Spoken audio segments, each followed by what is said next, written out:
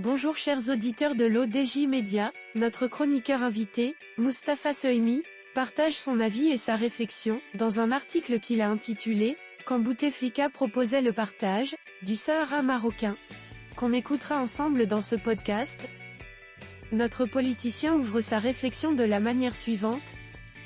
En 2002, sous la présidence de Abdelaziz Bouteflika, l'Algérie s'était dite disposée à négocier une division du territoire comme solution politique aux différends du Sahara occidental. L'option, soumise ensuite par James Baker, alors envoyé personnel du secrétaire général de l'ONU, a été catégoriquement rejetée par le Maroc, refusant toute proposition visant à porter atteinte à son intégrité territoriale et à sa souveraineté sur ses provinces du Sud. Notre chroniqueur invité présente son point de vue initial ainsi.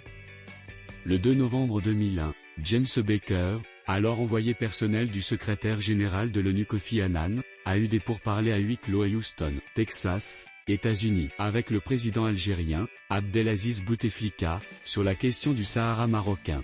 Il a eu droit à cette proposition de ce dernier, le partage territorial de l'ex-Sahara occidental entre son pays et le mouvement séparatiste.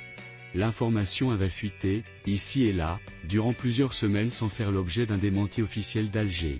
Elle sera dévoilée au grand jour à la communauté internationale, dans le rapport du secrétaire général de l'ONU daté du 20 février 2002 et présenté au Conseil de sécurité S 2002-178, 19 février 2002.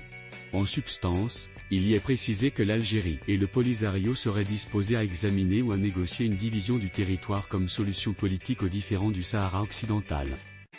Quelques jours après, le Maroc a catégoriquement rejeté cette proposition dans une lettre au président du Conseil de sécurité S 2002-192, en soulignant son refus de toute proposition visant à porter atteinte à l'intégrité territoriale du royaume et à sa souveraineté sur ses provinces du Sud.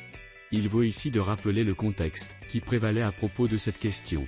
La dernière version du plan Baker, la 5e, prévoyait, à l'issue d'une période de 4 à 5 ans maximum, la tenue d'un référendum sur le rattachement du Sahara au royaume ou son indépendance.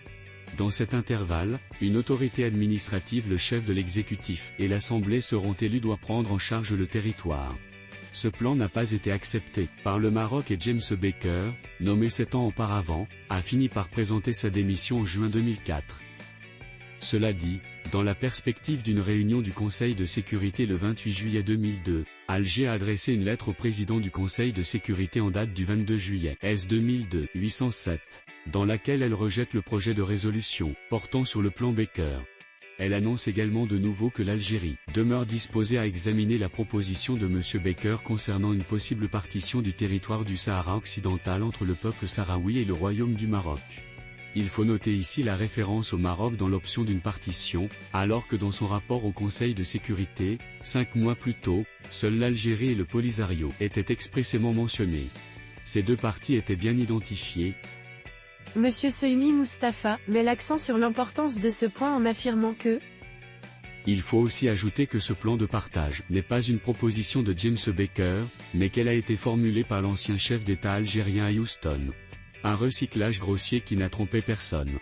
Enfin, et c'est sans aucun doute le plus aggravant pour Alger, où est le principe d'autodétermination, qu'elle n'a cessé d'invoquer depuis près d'un demi-siècle et qu'elle s'obstine encore aujourd'hui à mettre en avant.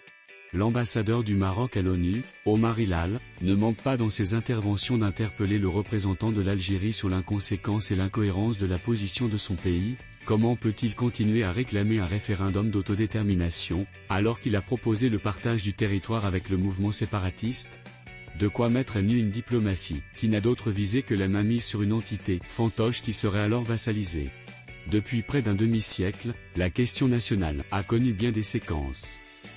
Le plan de règlement élaboré par James Baker au cours des années 2000 n'a pas pu être retenu, faute de résultats lors des rencontres entre les parties de juin 1997 à septembre 2000, Lisbonne, Londres, Berlin.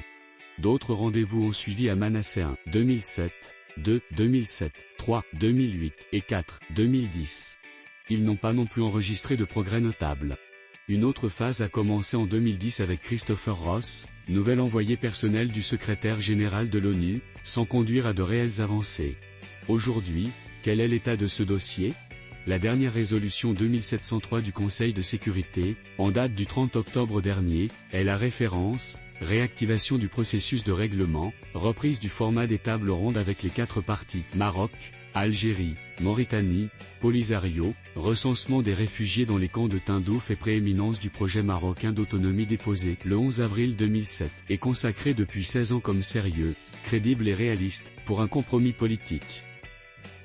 L'auteur termine son article en ces termes. Depuis novembre 2020, le mouvement séparatiste ne respecte plus le cessez-le-feu décidé en septembre 1991 et rejette le format et les paramètres de négociation décidés par le Conseil de sécurité. Dans cette même ligne, l'Algérie refuse la formule des tables rondes, auxquelles ses ministres des Affaires étrangères avaient pourtant participé en décembre 2018 et mars 2019, près de Genève, en Suisse. Quant au référendum, réclamé par l'Algérie, il est proprement enterré depuis une bonne vingtaine d'années et, d'ailleurs, les résolutions du Conseil de sécurité n'y font plus la moindre référence. Rédigé par Mustapha Sohimi. Merci d'avoir écouté ce podcast de l'ODJ Media. N'oubliez pas de vous inscrire sur notre newsletter quotidienne à partir du portail lodj.ma. Alors, on se dit au prochain podcast de nos chroniqueurs invités, et à très bientôt.